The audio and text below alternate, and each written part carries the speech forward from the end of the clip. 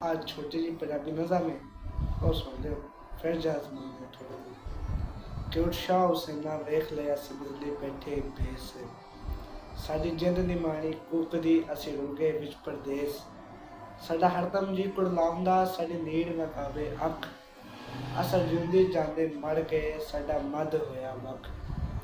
संसप समेंद डंगदा संपल पर चढ़दा जहर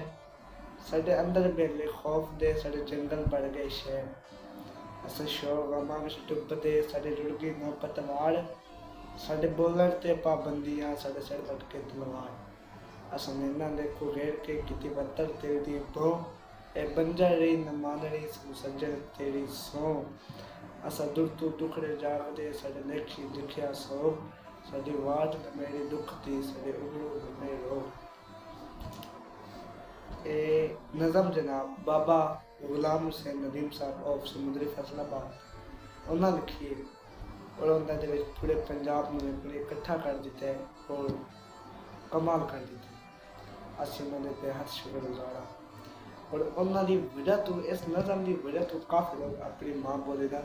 मुहब्बत कर लेते हैं ये गल मेरी हम तुम याद रख लें बाकी सानू इजाज़त दो।